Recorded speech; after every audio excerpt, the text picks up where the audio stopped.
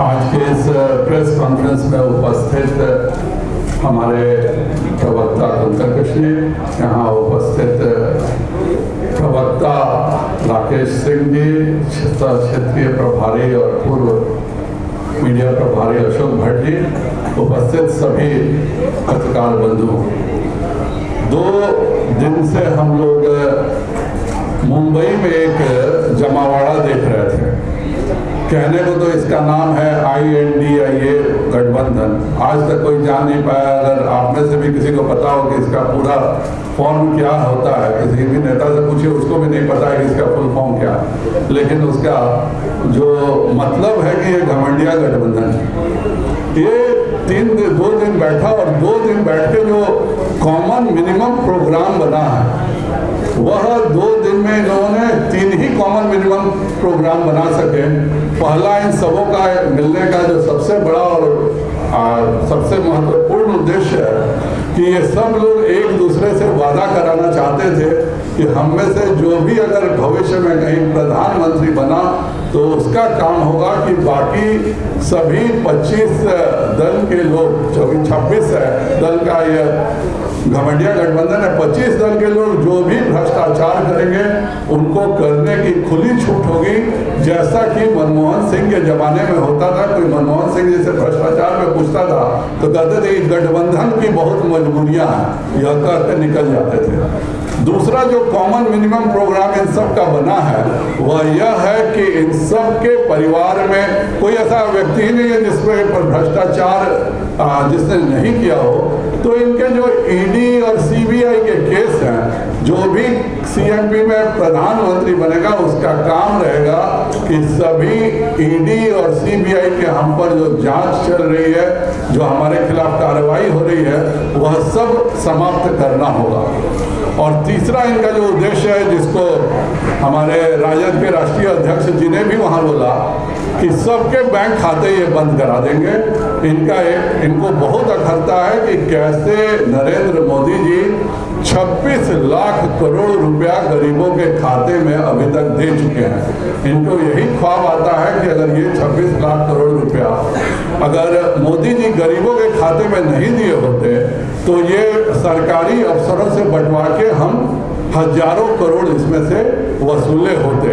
और यह दर्द हम लोगों ने देखा कि जब बिहार के जो खाता खुलवाए हैं, अगर खाता खुलवा के ईमानदारी से पैसा रखते तो ये 10,000 करोड़ के चारा घोटाला में नहीं फंसते। और कल भी उसके खिलाफ सजा हो रही है।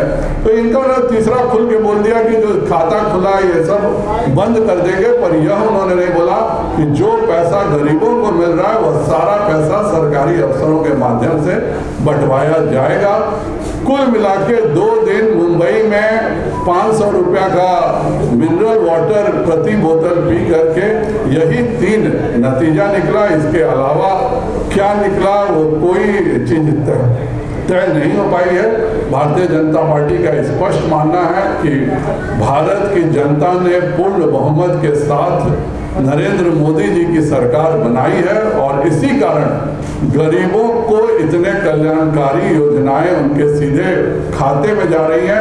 अब वो राजीव गांधी वाला हाल नहीं है कि कोई कहे कि 1 रुपया हम भेजते हैं तो 15 पैसा जाता है। पूरा ये जो घमंडिया गठबंधन है उसका यही उद्देश्य है कि फिर से हम 1 रुपया भेजें तो गरीबों के पास 15 पैसा जाए, 85 पैसे हम मार लें। एक सवाल है, नीतीश कुमार ने के पात्र का कहीं न कहीं समर्थन किया है। छुट्टी वाला विवाद जो चल रहा है तो उन्होंने कहा कि शिक्षा विभाग बढ़िया काम कर रही है। सऊदिया में जाकर के जरा पूछिए कि मोहम्मद साहब का कोई जन्मदिन मनता है क्या? नियम सबके लिए बराबर होने चाहिए। जब आप दूसरों को विशेष छुट्टी देते हैं, जो कि छुट्टी इस्लामिक कंट्री में भी नहीं होता है, और आप यहाँ पे जो लगातार जो छुट्टियों का दिन है, रक्षाबंधन के दिन का आप नतीजा देख लीजिए, कितने छात्र आए? कोई छात्र नहीं आए। छठ में आप स्कूल चला करके कितने छात्र बुला लीजिएगा? तो ये शिक्षा में सुधार हो। मैं तो जब प्रदेश अध्यक्ष था और एनडीए की थी तब भी मैं कहता था कि ये बिहार ही है, और हमेशा से शिक्षा विभाग जदयू में रहा है और 3 साल के ग्रेजुएशन कोर्स 6 साल करा करके ये अपना वाहवाही मानता है। आज शिक्षा विभाग वहाँ से जो गया है उनको भी काम धंधा एक ही है कि रामचरितमानस पर विवाद करना, इसके अलावा तो आज के शिक्षा मंत्री का कोई दूसरा काम नहीं है। जो नीतियां हैं वो सभी के लिए होना चाहिए, सामाजिक रूप से एक सभी का नीति होना चाहिए, पर यह सरकार केवल तुष्टीकरण पर चल रही है। हमारा सबसे बड़ा ऐतराज इस पर। उत्तर प्रदेश में छठ पूजा की छुट्टी रद्द है। उत्तर प्रदेश में छठ पूजा की छुट्टी बहुत पहले से रद्द है, जबकि के पाठक के आदेश के बाद सिर्फ खरना की छुट्टी रद्द हुई है। उत्तर प्रदेश में वहाँ का प्रदेश के अपने त्योहार तय होते हैं, उसके हिसाब से छुट्टी दिया है, यही तो हमारा कहना है। वहाँ पर क्या कोई विवाद हुआ? अगर सब समाज को एक जैसा मिलेगा, जो वहाँ की छुट्टी है, हमारे यहाँ वहाँ जन्माष्टमी में 2 दिन की छुट्टी होती है, हमारे यहाँ 2 दिन की छुट्टी नहीं होती है। हर राज्य के अपने, ओणम में 10 राज्यों में छुट्टी होती है, तो आप कहिए कि 10 राज्यों में छुट्टी होती है तो बिहार में ओणम की छुट्टी क्यों नहीं होती है? इसका कोई जवाब नहीं है।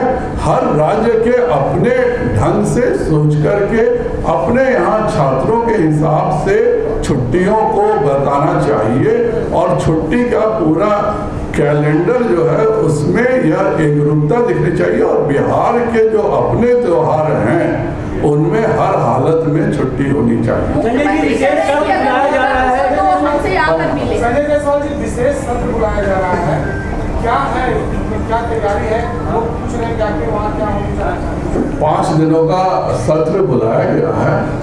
हम लगातार उस दिशा में काम कर रहे हैं, क्योंकि बहुत सारे बिल पास नहीं हो सके थे। जो मानसून का सेशन था वो कांग्रेस वालों ने चलने नहीं दिया, जो हमारे विरोधी दल हैं उन्होंने चलने नहीं दिया। बहुत सारे कानून उसमें छूट गए, क्योंकि जब 20 दिन के वर्किंग डे में मैक्सिमम डे नहीं चल पाया तो जाहिर बात है बहुत सारे कानूनों को जो पास कराना था लागू किया वो नहीं हो सका। अध्यादेश अगर कानून के बाद दिक्कत होती है, माननीय प्रधानमंत्री जी का और संसद का यह निर्णय है कि सत्र बुलाया जाएगा। सत्र में जो छूटे हुए कानून हैं उन सबों पर चर्चा होगी कि जो पिछली बार पास नहीं हो सका और एजेंडा में था, इसके अलावा भी हो सकता है कि कुछ और चीजों की चर्चा हो।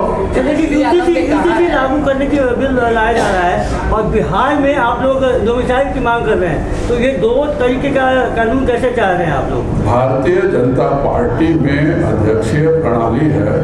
हमारी पार्टी जो निर्णय करती है उस हिसाब से हम अपनी बातों को रखते हैं। आप क्या कहना चाहते हैं उस हिसाब से मैं भाजपा की बात को नहीं रख सकता हूँ। भारतीय जनता पार्टी जब अपने निर्णय लेगी, अभी तो कोर्ट ने उस पर निर्णय लिया है कि आप सबसे टिप्पणी मांगिए। तेजस्वी यादव ने कहा है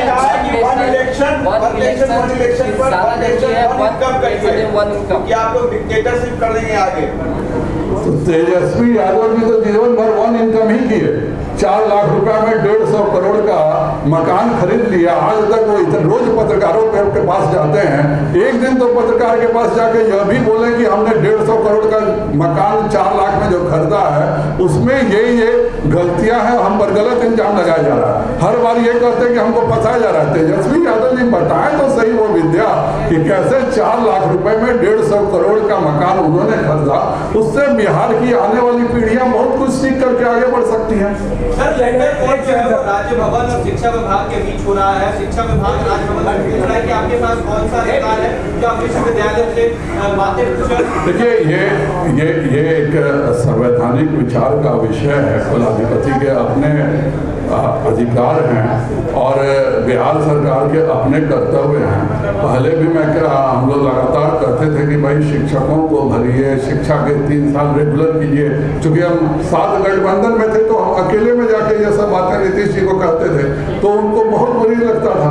आज के डेट में वो निश्चिंत है कि अब न उनसे कोई भ्रष्टाचार का बात करता है, न शिक्षा का जो यहाँ पे खराब हुआ है उनके बारे में उनके घर घर में जाके कोई बात करता है, और ना ही जो अपराध रोज दिन रात बढ़ रहे हैं उसके बारे में कोई बात करता है। आज तो नया हम सिस्टम देख रहे हैं, हम लोग के जिलों में जब तक आप 5,000 से 10,000 रुपया घूस नहीं दीजिए तब तक FIR नहीं किया जाता अगर वो हत्या की बात नहीं है तो।